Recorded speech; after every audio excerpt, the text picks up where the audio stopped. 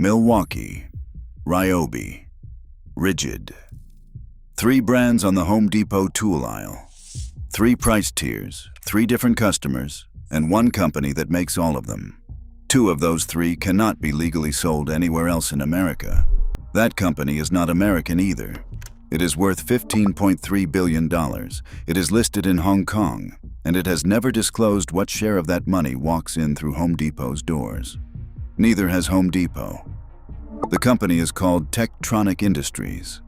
Most people know it as TTI. Founded in 1985, listed on the Hong Kong Exchange in 1990, and today the largest professional power tool manufacturer on Earth. Home Depot did $164.7 billion in its 2025 fiscal year and $14.2 billion in profit. It is more than 10 times TTY's size. On paper, this is not a close relationship. It's a giant and a vendor. Except that in its own annual report, TTI described Home Depot with a very specific phrase, "our largest partner." And it announced that in a single year, it had received 3 Supplier of the Year awards from Home Depot, something the company itself called unprecedented. That is not how a company talks about a customer. That is how a company talks about a customer it cannot afford to lose. And the thing that makes this story strange is a number that neither company will print.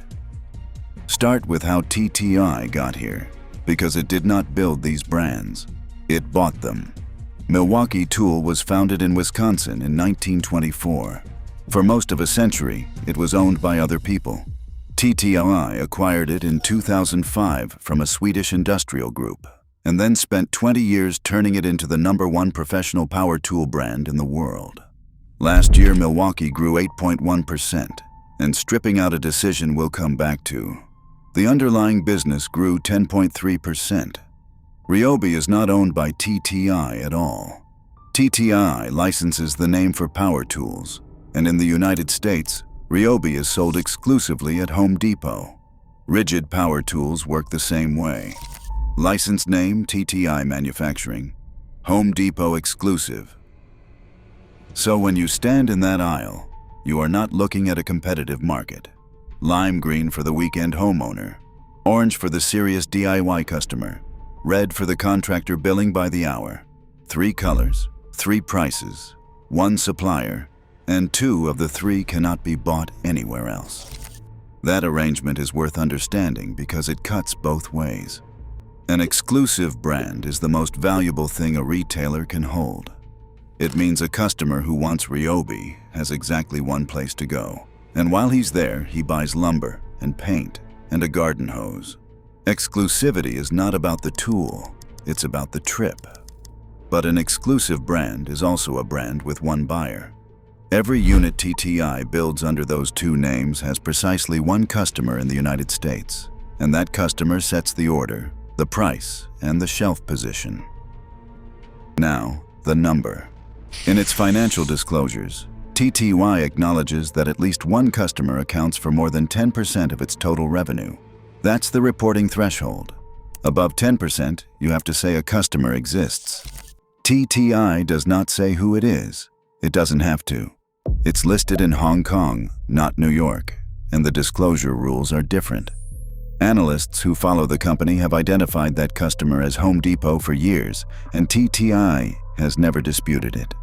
But the actual figure, the percentage of a $15.3 billion business that walks through one retailer's doors, has never been published by either side.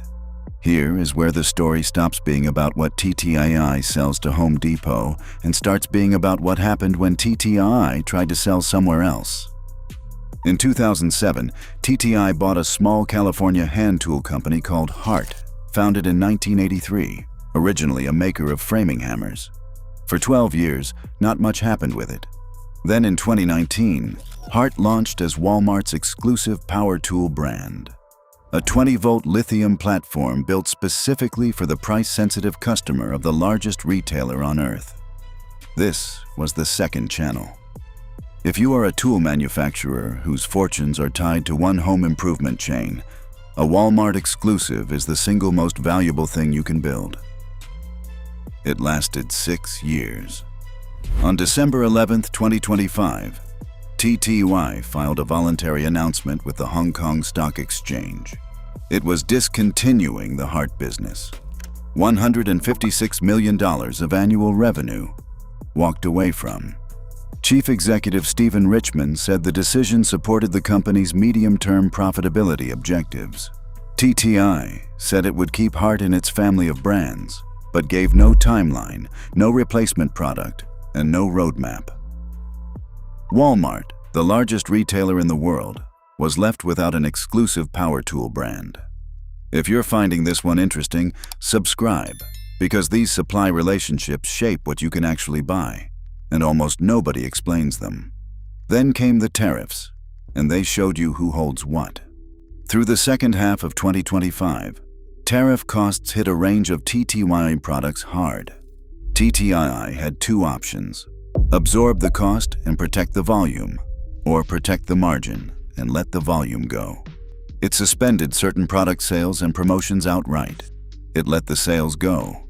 Then it moved the affected manufacturing to lower tariff countries and told investors the hit would not repeat. Milwaukee's reported growth took the damage. Its underlying growth did not. A supplier with no leverage does not do that. A supplier with no leverage eats the cost, because the alternative is losing the shelf. And this was happening while Home Depot itself was under pressure. For the full 2025 fiscal year, Home Depot's comparable sales, the measure of how existing stores are performing, rose 0.3%, essentially flat. In the fourth quarter, net earnings fell to $2.6 billion from $3 billion a year earlier. So picture the position. The retailer is fighting for every point of growth in a soft housing market, and its largest tool supplier chooses that exact moment to pull promotions off the shelf to protect its own margin. Home Depot took it. So, which one of them is actually the hostage? Consider what Home Depot would have to do to replace TTY, not one brand. 3. The professional tier, the consumer tier, and the exclusive middle tier, all at once. And power tools are not interchangeable products. A contractor who owns 9 Milwaukee M18 batteries is not switching platforms because a retailer changed vendors. He'll drive to a different store. The battery is the lock, and TTI holds it on both the professional and the consumer end of the aisle. Now consider what TTI would have to do to replace Home Depot. Roughly half its revenue comes from North America. 2 of its 3 flagship American retail brands are contractually exclusive to a single chain, and the one serious attempt it made at building a second channel of that size ended in December by its own choice. Neither of them can leave. That is not a partnership. That's a balance of terror, and it works precisely because both sides know it. The last detail is the one that makes the whole thing land. TTI is not weak. It just posted record revenue, $1.2 billion in net profit, nearly $1.4 billion in free cash flow, and announced a $500 million share buyback. This is the strongest it has ever been. And it still will not tell you what percentage of that comes from one customer. The most important number in American retail tools is a number neither company has any obligation to publish, and neither one has ever chosen to. If you found this one interesting, subscribe. The supply chains behind the aisles you shop in are almost never explained until something in them breaks.